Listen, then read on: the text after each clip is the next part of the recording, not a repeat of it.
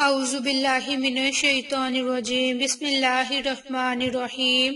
عائشہ Islamic history کی پیاری بہنوں اور بھائیوں، السلام علیکم ورحمۃ اللہ وبرکاتہ۔ تمام تعریفیں اللہ کے لیے، وہی نیک لوگوں کا ولی ہے۔ میں گواہی دیتی ہوں کہ اللہ کے سوا کوئی معبود برحق نہیں، وہ یکتا ہے، اس کا کوئی شریک نہیں۔ اور میں یہ بھی گواہی دیتی ہوں کہ حضرت محمد مصطفیٰ صلی اللہ علیہ وآلہ وسلم اللہ کے بندے اور آخری رسول ہیں۔ یا اللہ ان پر اور ان کی آل پر اور تمام صحابہ کرام پر اپنی رحمتیں، برکتیں اور سلامتی نازل فرما، آمین۔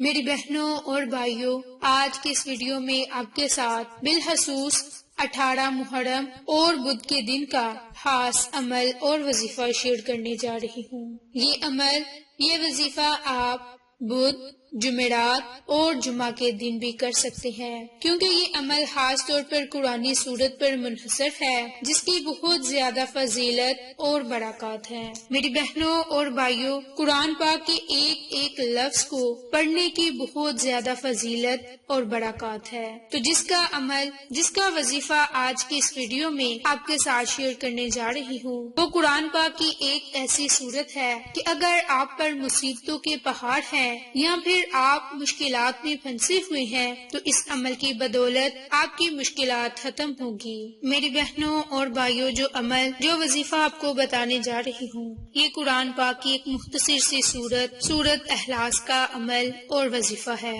جس کی برکت سے آپ کو بہت زیادہ فائدے اور برکات حاصل ہوں گی۔ سورت اخلاص پڑھنے کے بہت ہی زیادہ فضائل ہیں، جس کے متعلق نبی پاک صلی اللہ علیہ وآلہ وسلم نے ارشاد فرمایا کہ سورت اخلاص 1/3 قرآن کے برابر ہے۔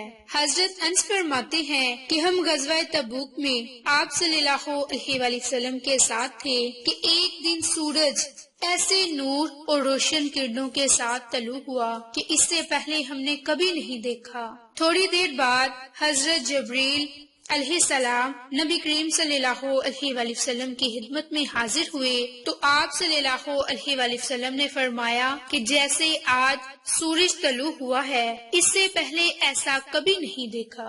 تو انہوں نے عرض کیا کہ آپ صلی اللہ علیہ وآلہ وسلم کے صحابی معاویہ بن معاویہ لیث مدینہ طیبہ میں انتقال فرما گئے ہیں۔ اللہ تعالیٰ نے ان کی نماز جنازہ میں 70,000 فرشتے بھیجے ہیں۔ تو آپ صلی اللہ علیہ وآلہ وسلم نے دریافت فرمایا کہ انہیں یہ مقام کیسے حاصل ہوا؟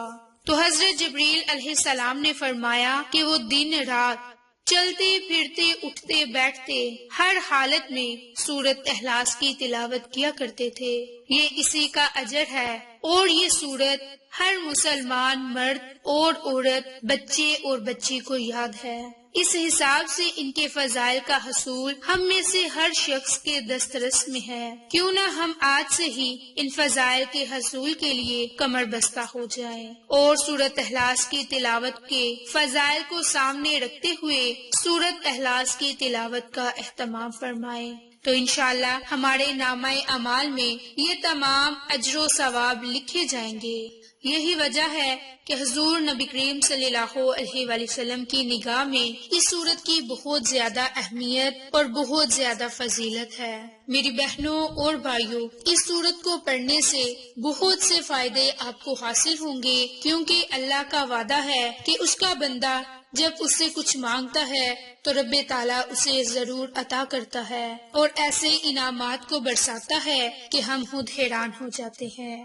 میری بہنوں اور بھائیوں، اس سورت کی اتنی زیادہ فضیلت اور برکات ہے کہ احادیث میں یہ روایت کثرت سے بیان ہوئی ہے، اور اگر ہم محرم الحرام کے مہینے میں سورت اخلاص کا یہ عمل، یہ وظیفہ ان خاص دنوں میں کریں گے تو ہمیں اس کے بہت سے فضائل حاصل ہوں گے، جیسے کہ حضرت علی نے اس سورت کے فضائل بیان کیے اور اس کو پڑھنے سے ہمیں آخرت میں کیا اجر ملے گا۔ اس کے متعلق حضرت عبداللہ بن مسعود سے روایت ہے، خیبر کے کچھ یہودی رسول اللہ صلی اللہ علیہ وآلہ وسلم کی خدمت میں حاضر ہوئے کہ ابو القاسم، اللہ نے ملائکہ کو نور سے پیدا کیا، آدمی کو مٹی سے پیدا کیا، سڑے ہوئے گاڑے سے پیدا کیا، ابلیس کو آگ کے شعلوں سے، آسمان کو دھوئیں سے اور پانی کو جاگ سے بنایا۔ اب ہمیں اپنے رب کے متعلق بتائیں کہ وہ کس چیز سے بنا ہوا ہے۔ وہ سونے سے بنا ہے یا پھر تانبے سے یا لوہے سے یا چاندی سے؟ کیا وہ کھاتا پیتا ہے؟ اور کس سے اس نے وراثت پائی؟ اور اس کے بعد اس کا وارث کون ہوگا؟ اس پر اللہ تعالیٰ نے اس سورت مبارک کا نزول فرمایا اور اسی وجہ سے اس سورت کی بہت زیادہ فضیلت ہے۔ نبی کریم صلی اللہ علیہ وآلہ وسلم نے ارشاد فرمایا کہ اس شخص پر جنت واجب ہو گئی جو شخص اس سورت کو 10 مرتبہ پڑھے گا۔ میری بہنوں اور بھائیوں، اس سورت کو پڑھنے کی بہت زیادہ فضیلت، بہت ہی برکات ہے کہ اس کے متعلق حضرت عمر نے فرمایا کہ رسول اللہ صلی اللہ علیہ وآلہ وسلم پھر تو ہم اس سورت کو پڑھ کر بہت سے محل بنوا لیں گے۔ تو آپ صلی اللہ علیہ وآلہ وسلم نے فرمایا کہ اللہ رب العزت اس سے بھی زیادہ اور اس سے بھی اچھا عطا کرنے والا ہے۔ اسی طرح حضرت علی کا یہ قول مبارک ہے کہ جو شخص اس سورت کو سورج نکلنے سے پہلے پڑھے گا اور پھر رب تعالیٰ سے دعا مانگے گا تو اللہ تعالیٰ اس کی جو بھی حاجت ہوگی وہ ضرور پوری فرما دے گا۔ میری بہنوں اور بھائیوں، انسان کو یہ سورت پڑھنے سے بہت فائدے حاصل ہوں گے، جیسا کہ دشمن سے نجات ملے گی، قہر اور فتنہ فساد سے محفوظ رہے گا، رب تعالیٰ کی ناراضگی سے محفوظ رہے گا اور اللہ کی نعمتوں سے مالا مال ہوگا۔ رب کریم کے غضب کے دروازے اس انسان پر بند ہو جائیں گے اور رحمت کے دروازے اس پر کھول دیے جائیں گے۔ اس کے علاوہ جو رزق کی وجہ سے پریشان ہیں، رب تعالیٰ ان کو وسیع رزق عطا فرمائے گا، ان کی پریشانی کو ختم فرما دے گا۔ اگر نوکری کے مسائل ہیں تو نوکری کے مسائل کو غیبی مدد فرما کر ختم فرما دے گا۔ اس کے علاوہ رب کریم آپ کو اپنے علم سے علم عطا فرمائے گا، سمجھ سے سمجھ عطا فرمائے گا۔ اس کے علاوہ جو کوئی یہ عمل، یہ وظیفہ کرے گا تو اسے قرآن پاک پڑھنے کی فضیلت، برکات حاصل ہوں گی، اس کے گناہ معاف ہوں گے، اسے جنت میں بنگلے عطا فرمائے گا۔ اور یہ بہت ہی مختصر صورت ہے جس کے پڑھتے ہی رب تعالیٰ اپنی نعمتیں آپ پر نچھاور فرما دے گا۔ اسی طرح جس کی اولاد نہیں یا جس کی اولاد ہو اور مر جاتی ہو، اس کے لیے بھی یہ بڑا ہی بابرکت عمل ہے، بشرط یہ کہ اگر آپ اس عمل کو، اس وظیفے کو کامل یقین کے ساتھ 18 محرم اور بدھ کے دن کریں تو آپ کو اس سے زیادہ فائدے حاصل ہوں گے۔ تو اس کے لیے آپ 18 محرم الحرام